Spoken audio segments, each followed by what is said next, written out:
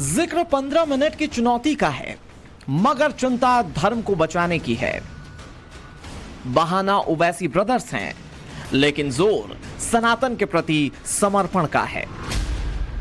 कुंडा से विधायक रघुराज प्रताप सिंह उर्फ राजा भैया ने हिंदुओं को लेकर बहुत बड़ी बात कही है। 4 साल पहले जूनियर ओवैसी यानी कि असदुद्दीन ओवैसी के छोटे भाई अकबरुद्दीन ओवैसी ने 15 मिनट वाला जो एपिसोड स्टार्ट किया था, उस पर एक नए सिरे से बहस छेड़ दी है। ये नहीं है, सनातन के सामने आज समस्या ये है, जो बहुत प्रैक्टिकल रूप में हम कह रहे हैं कि अगर आस्थावान मूर्ति विसर्जन करने जाता है तो उन भक्तों के ऊपर पथराव होता है, उनको मारा पीटा जाता है। अगर हनुमान जी का जन्मोत्सव है, वहां जा रहे हैं तो पथराव हो रहा है। और ये 1-2 घटनाएं नहीं, ये एक नियम बन चुका है। ये शास्त्र ये विवेक देता है कि आप शस्त्र का उपयोग कब और कहां करें, किस पे करें, लेकिन शास्त्र कभी ये नहीं कहते कि आप शस्त्र छोड़ दीजिए, शस्त्र त्याग दीजिए। आज अगर भारत एक राष्ट्र के रूप में सुरक्षित है तो हमारे सशस्त्र बल और सेना के कारण है। सनातन और हिंदुओं से जुड़े मसले पर बेबाक राय राजा भैया रखते हैं। इस बार भी राजा भैया ने ओवैसी ब्रदर्स पर तंज कसते हुए हिंदुओं को नसीहत दी। पहला पॉइंट यह रखा कि हिंदुओं की घटती जनसंख्या पर विचार करना होगा। दूसरा पॉइंट ये कि हिंदुओं पर होने वाले सुनियोजित हमले का जवाब देना होगा। और तीसरा ये कि सनातन संस्कृति को बचाने के लिए शस्त्र उठाने से गुरेज नहीं करना होगा। सनातन विरोधियों को संबल हिंसा पर 2 टूक सुनाने वाले राजा भैया ओवैसी की 15 मिनट वाली चुनौती को हिंदुओं के लिए ऐसे चैलेंज की तरह देखते हैं जिसमें आत्मचिंतन पर ही फोकस है। राजा भैया जी ने कहा कि बिल्कुल सत्य कहा है कि आज का हमारा हिंदू क्या कर रहा है, यहां सोचने समझने की आवश्यकता। उन्होंने कहा कि ना ही हम संख्या बढ़ाने पर विचार करते हैं और ना ही शस्त्र विद्या सीखने पर हम लोग विचार करते हैं। हम लोग तो सेकुलर बनते जा रहे हैं और हमारी सोच उनकी सोच से बिल्कुल अलग है। अगर यही सोच रहेगी, आने वाले समय में अगर युद्ध होगा, गृह युद्ध भी हम कह सकते हैं, अगर उस प्रकार का गृह युद्ध होगा तो हिंदुओं का तो नुकसान ही होगा। उन्होंने उस बात पर इस प्रकार का उन्होंने कमेंट किया है। मैं बिल्कुल राजा जी की जो बात है उसका मैं समर्थन करता हूं। बजरंगबली जी के लिए भी कहा गया है कि आप अपनी शक्तियां भूले हुए हैं। हम लोगों ने भी इस समय हम अपनी शक्तियां अगर अपनी दिखाने पर आ जाएंगे जिस समय, उस समय किसी की हिम्मत नहीं होगी कि कोई इसके बारे में सोच सके। रही बात, हमको अपने आप को प्रबल करना होगा और सामने प्रत्यक्ष रूप में लाना पड़ेगा, क्योंकि बहुत ही आवश्यक है। अपनी शक्तियों का अगर हम प्रदर्शन नहीं करते हैं तो ये मान लिया जाता है कि हम कमजोर हैं। वास्तविकता ये है कि हिंदू न कभी कमजोर था, न कमजोर है, न कभी। कुंडा से लेकर संभल तक और लखनऊ से लेकर अयोध्या तक राजा भैया की इस नसीहत को किस तरह लिया जा रहा है, ये आपको बताएंगे। लेकिन सबसे पहले समझिए कि आखिर असदुद्दीन ओवैसी और राजा भैया के तरीके में कितना फर्क है। अकबरुद्दीन ओवैसी की आवाज बहुत लाउड थी, उसमें हिंदुओं को धमकी थी, सिस्टम को धत्ता बताने वाला एटीट्यूड था। जबकि राजा भैया का तरीका बहुत शांत है, हिंदुओं के लिए गंभीर सुझाव हैं और सनातन को समृद्ध बनाने के लिए एकजुटता पर जोर है।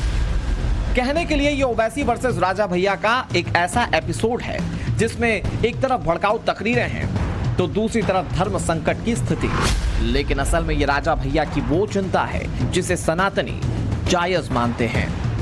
जो उनका विचार है उन विचारों से सहमत हैं। आज देख रहे हैं कि पूरे विश्व का जो परिदृश्य है उसमें हम बांग्लादेश को एक नवीनतम उदाहरण के रूप में दे सकते हैं कि वहाँ हिंदू अल्पसंख्यक होता जा रहा है और अल्पसंख्यक होने के साथ साथ वहाँ पर जिस प्रकार से हिंदुओं के साथ दुर्व्यवहार हो रहा है, वहाँ पर उनके साथ अत्याचार हो रहा है, तो वहाँ आबादी कम होने के कारण ही तो हम वहाँ हिंदू कमजोर है। हिंदू समाज को सबसे पहले अपनी आबादी पर विशेष ध्यान देना होगा, जिससे कि ऐसी धमकी देने वालों से हम बदला ले सकें अपना, और कोई भी हमको डराने धमकाने की कोशिश ना कर सके हमारे देश में।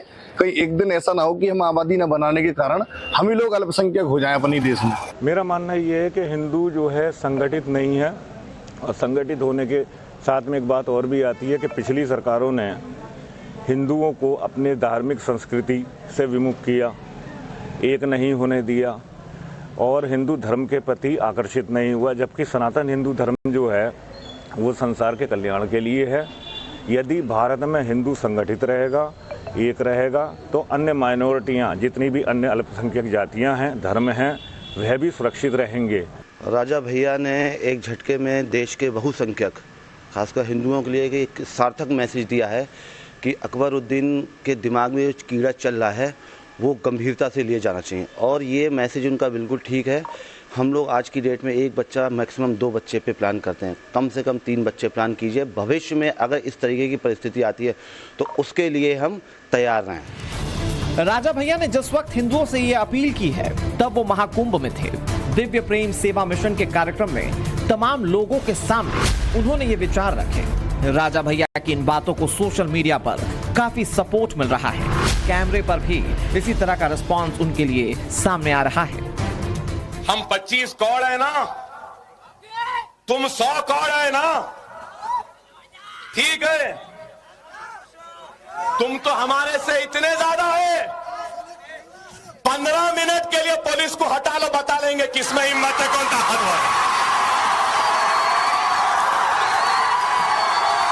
15 मिनट हटा लो। छोटे को बहुत रोक के रखाओ। अगर जिस दिन मैं छोटे को बोला कि मियां मैं जरा आराम कर तो तुम संभाल लो, फिर तुम संभालो। छोटे छोटे तुमको मालूम ही क्या है छोटा क्या है नहीं मालूम तुमको। तोप है वो, बोर बच्चा है, सालार का बेटा है। बहुत मुश्किल से समझा के बिठाना पड़ता उनको, बहुत मुश्किल से। और उनको समझाने वाले का नाम असदुद्दीन ओवैसी है, किसके बाप को नहीं सुनने वाला है छोटा। असदुद्दीन ओवैसी हो या फिर अकबरुद्दीन ओवैसी, दोनों भाइयों का एजेंडा एक जैसा है, मुसलमानों को भड़काना और सनातन के खिलाफ नफरती बयानबाजी।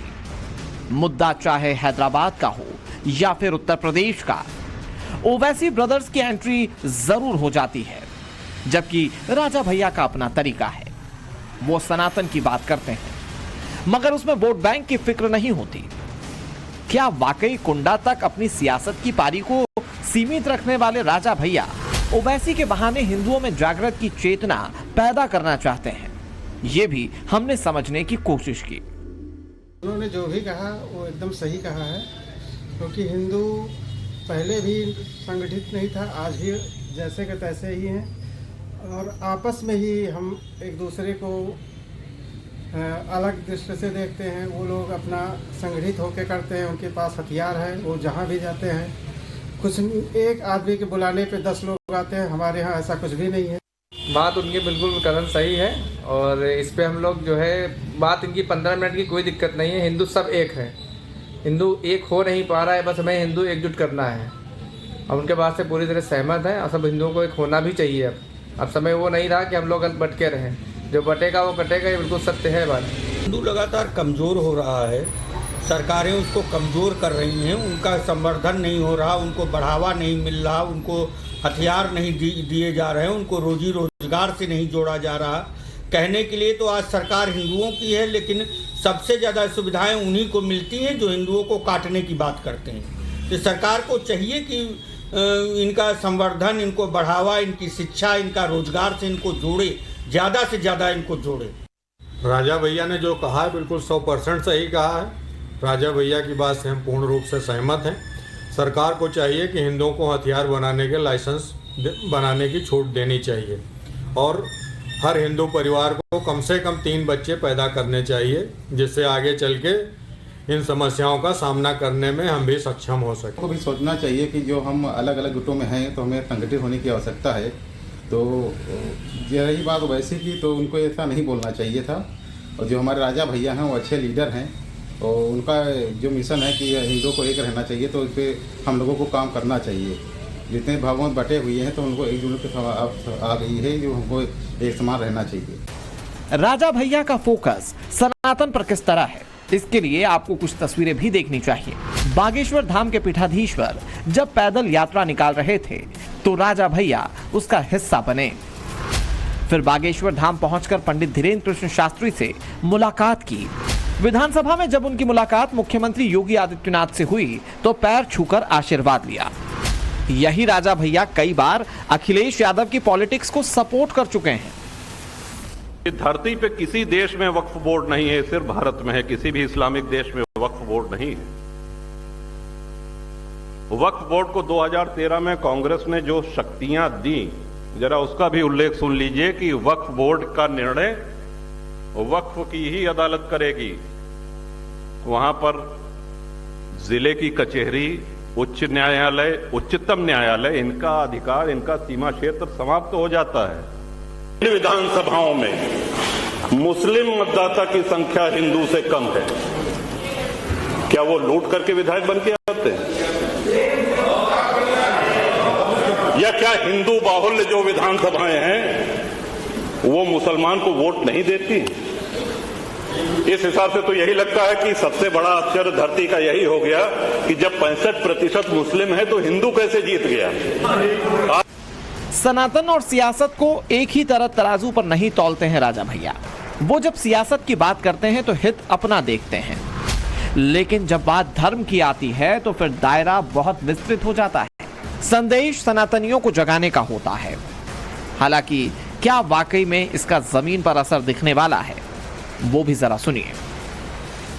राजा भैया का जो बयान है वो हमारे हिसाब से वह बयान काफी बेहतर है, क्योंकि हिंदू दोनों क्या तीनों काम नहीं कर रहा, जनसंख्या में वृद्धि भी नहीं कर रहा है और हथियार से भी मजबूत नहीं हो रहा है। इसलिए राजा भैया का बयान चीफ एंड बेस्ट है, बहुत ही बेहतर है। लोग कहते हैं कि ओवैसी भाजपा से प्रेषित है, मैं तो नहीं कर सकता, इसकी पुष्टि नहीं करता हूं, लेकिन ओवैसी साहब को भी अपने वाणी पर नियंत्रण करना चाहिए। ओवैसी और जो भी लोग इस तरह की वाणी को प्रयोग कर रहे हैं, उनसे मेरा निवेदन है कि भारत की अखंडता को बनाए रहिए, क्योंकि अगर हम इस मुट्ठी की तरफ बंध के रहेंगे तो किसी भी बाहरी देश को जवाब दे सकते हैं। अगर बिखर गए तो सारा खेल खत्म हो जाएगा। अपनी जनसंख्या को बढ़ाने की आवश्यकता है, ये कहीं भी दो तरफ विषय नहीं है।